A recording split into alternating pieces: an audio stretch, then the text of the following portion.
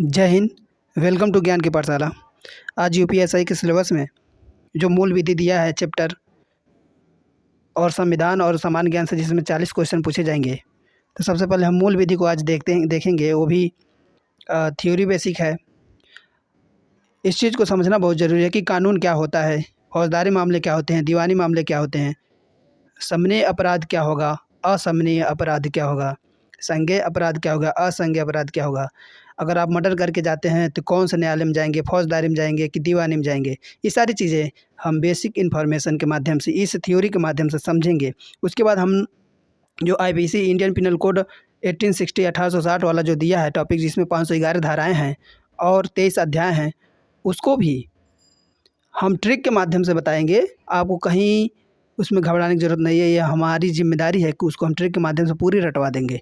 जो भी इंपॉर्टेंट जो 10 साल के क्वेश्चन पूछे हुए हैं यूपीएससी के, वो सारी चीज़ें मैं उसको प्रैक्टिस सेट के माध्यम से करा देंगे। तो सबसे पहले हमको समझना ये ज़रूरी है कि लॉ होता क्या है, विधि, मूल विधि क्या है, लॉ क्या है, इसको हमको समझना बहुत ज़रूरी है।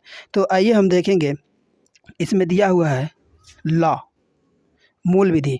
तो आस्टीन थे, आइंस्टीन नहीं, आस्टीन जो थे, उन्होंने उनके अनुसार क्या कहा कि विधि संप्रभु का समादेश है। विधि क्या है? संप्रभु का समादेश है। अब सबसे पहले जानेंगे कि संप्रभु होता क्या है। कोई देश है, मान लीजिए, वो अपने आंतरिक और बाह्य मामले में स्वतंत्र निर्णय अगर ले रहा है तो उसी को संप्रभु बोलते हैं। जैसे इसमें दिया है संप्रभु का अर्थ एक ऐसे राष्ट्र की सरकार जो स्वतंत्र निर्णय ले सके। तो स्वतंत्र निर्णय भारत ले सकता है। जब हम लोग गुलाम थे तो स्वतंत्र निर्णय नहीं ले सकते थे। अब कोई देश अगर आपके ऊपर हमला करता है तो आप भी जवाबी कार्रवाई करेंगे, किसी देश से पूछने थोड़ो जाएंगे। तो ये हमारा संप्रभु का मतलब हो गया। और समादेश का मतलब समझिए, ऐसा आदेश जिसके उल्लंघन पर दंड का प्रावधान है। जैसे आप चोरी करेंगे, उस पर सज़ा का प्रावधान है। इसमें डर होना चाहिए कि नहीं। अगर समादेश नहीं होगा तो आपको डर नहीं होगा, दंड का प्रावधान नहीं होगा, तो कोई भी कानून बना देंगे। तो जब आपको डर ही नहीं है कि इसका सज़ा होगा तो आप उसका उल्लंघन करेंगे। इसीलिए समादेश है। ये तो बहुत अच्छा डिफिनीसन है कि विधि जो है हमारी लॉ है, यानी कानून है, वो संप्रभु का समादेश है। तो देखेंगे भाई लॉ को कैसे बांटा गया है। लॉ जो है दो प्रकार से इसमें दिया गया है। जैसे एक साधारण लॉ हो गया, एक वैधानिक लॉ हो गया। अब देखिए, सामान्य कानून क्या हो गया। मान लीजिए आप सिनेमा घर में गए हैं फिल्म देखने, उसमें राष्ट्रगान बजता है। तो जो कोर्ट ने आदेश दिया था कि सभी सिनेमा घरों में राष्ट्रगान बजाना ज़रूरी है या अनिवार्य है, तो उसमें सभी लोग खड़े हो जाते थे। 52 सेकेंड के लिए उसमें खड़े होते थे। तो क्या कोर्ट ने इसको कोई संसद में बिल पास करवाया था? इस पे क्या लोकसभा राज्यसभा ने इस पे हस्ताक्षर किए थे, राष्ट्रपति का हस्ताक्षर हुआ था? नहीं, ऐसा नहीं हुआ था। सामान्य कानून में ये होगा कि जब किसी अधिनियम संशोधन से नहीं बनता, ये किसी अधिनियम संशोधन से नहीं बनता। अब जैसे जीएसटी पारित हुआ, तो जीएसटी क्या हुआ? अधिनियम से बना। उसमें लोकसभा और राज्यसभा में बिल पास हुआ, राष्ट्रपति के बाद में मोहर लगी, तब जा कर के जीएसटी, तो वो वैधानिक कानून हो गया। लेकिन इसमें बात कर रहा है तो सिनेमा घर में जो राष्ट्रगान बजा रहे हैं, ये कोई नियम संशोधन से नहीं बना, ये सामान है, कोर्ट जनता के हित में जारी कर देता है। अब देखिए दिल्ली में जो पटाखा प्रतिबंध हुआ था, तो वहाँ पे पराली जलाने की बात हुई। दिवाली में आप देखे होंगे कि अक्सर जो ठंड के महीने में लोग बहुत ज़्यादा पटाखा फोड़ते हैं वहाँ पे, और दिल्ली में इतना प्रदूषण हो जाता है। तो दिल्ली हाई कोर्ट ने उसमें क्या दिया था निर्णय कि यहाँ पे पटाखा फोड़ना प्रतिबंध है, उस पर सज़ा भी हो सकती है। तो ये क्या कोई संविधान संशोधन किया गया था? नहीं किया गया था। ये सामान्य कानून है, कोर्ट जनता के हित में इसको सुना देती है, तो ये हमारा सामान्य कानून हो गया। लेकिन अगर वो कोई मान लीजिए कानून है जो बहुत ज़रूरी है, उसमें कोर्ट में बहस होगी, उसमें संसद में बहस होगी, उसके बाद राष्ट्रपति का मोहर लगेगा, तब जा कर के वो जो बिल है वो एक्ट में बन जाएगा, यानी कानून में बन जाएगा। तो आप दो चीज़ समझे कि कानून कितने प्रकार की होती है। सामान्य कानून हो गया और एक हो गया वैधानिक कानून। अब देखिए लॉ जो है, लॉ को हम समझेंगे। लॉ दो प्रकार से इसमें दिया है कि आपराधिक फौजदारी कानून दिया है और नागरिक दीवानी कानून दिया है। सबसे पहले समझेंगे आपराधिक फौजदारी कानून क्या है। उदाहरण से समझना बहुत ज़रूरी है। मान लीजिए कोई व्यक्ति लूट किया है, हत्या किया है या हत्या का प्रयास किया है, बुरा प्रयास किया है, बुरा व्यवहार किया है, रेप किया है, ऐसे चीज़ों को आपराधिक फौजदारी कानून बोलते हैं। इस अपराध में जो हमारे फौजदारी मामले होते हैं, उसमें फौजदारी एक होता है, एक दीवानी होता है। तो इसमें फौजदारी मामले में हमारा जाएगा ये सारी चीज़ें। लेकिन दीवानी मामले में क्या होगा?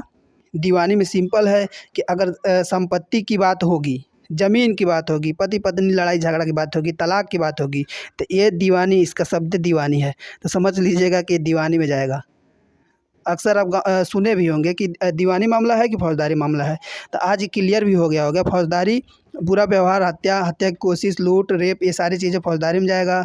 दीवानी में वही हमारा जोरू, ज़मीन जायदाद, ये सारे मामले, तलाक हो गया, पति प्रेमी प्रेम का विवाद हो गया, पति पत्नी विवाद हो गया, ये सारी चीज़ें हमारी दीवानी में चली जाएगी।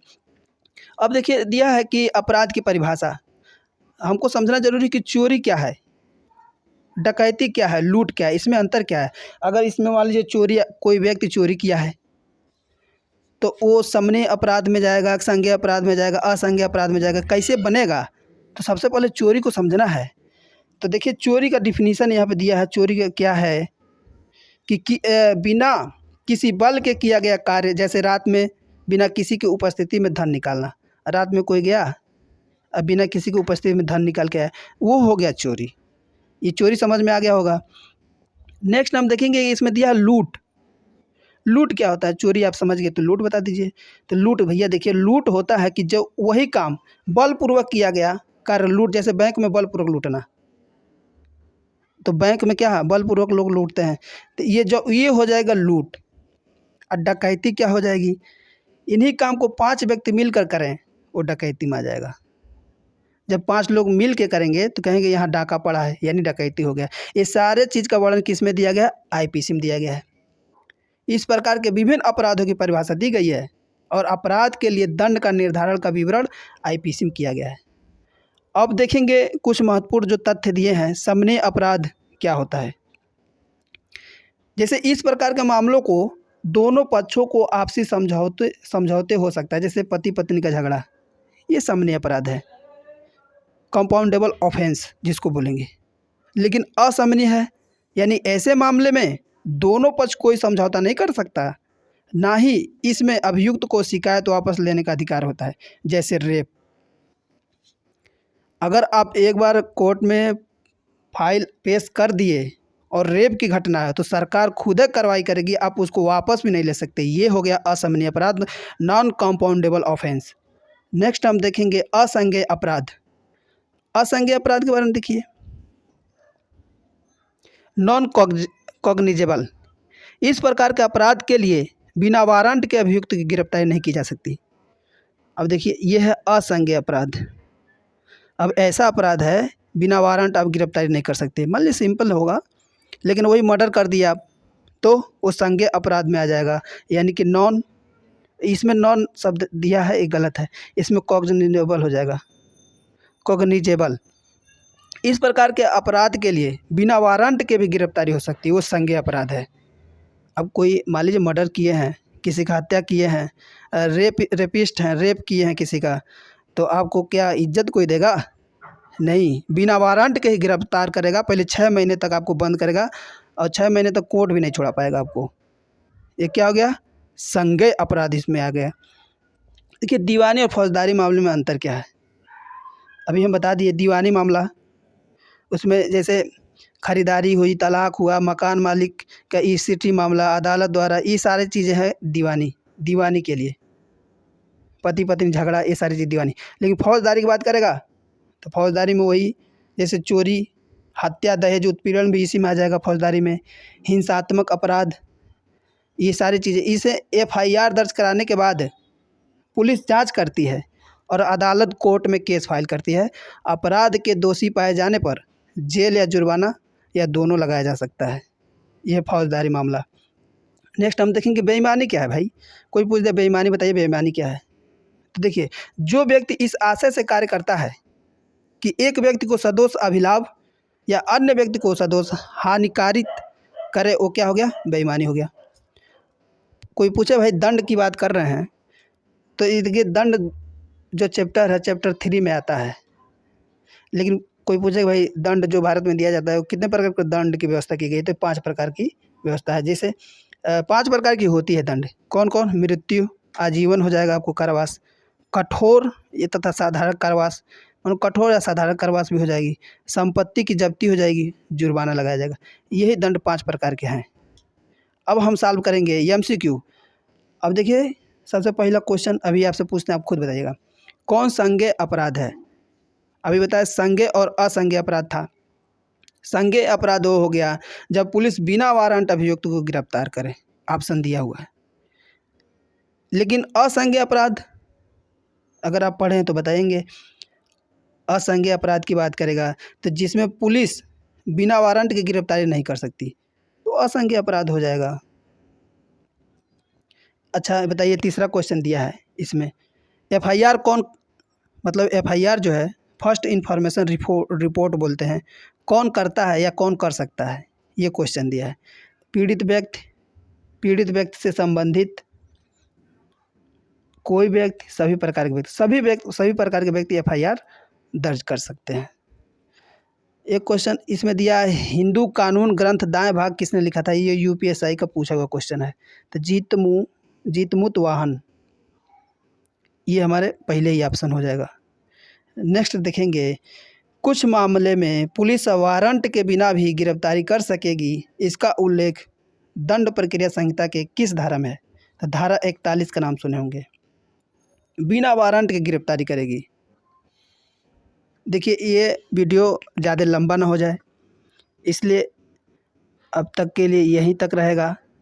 नेक्स्ट जो वीडियो लेकर के आएंगे उसमें हम पढ़ेंगे भारतीय दंड संहिता 1860 इंडियन पिनल कोड, और उसमें हम बताएंगे CRPC क्या है, IPC और CRPC में अंतर क्या है, इसमें कौन सी प्रक्रिया, कब इसको लागू किया गया था, 1860 क्यों लिखते हैं, इसमें मैकाले के क्या इसमें रोल है, ये सारी चीज़ें हम नेक्स्ट वीडियो में पढ़ेंगे। अब तक के लिए इतना ही रहेगा। धन्यवाद दोस्तों।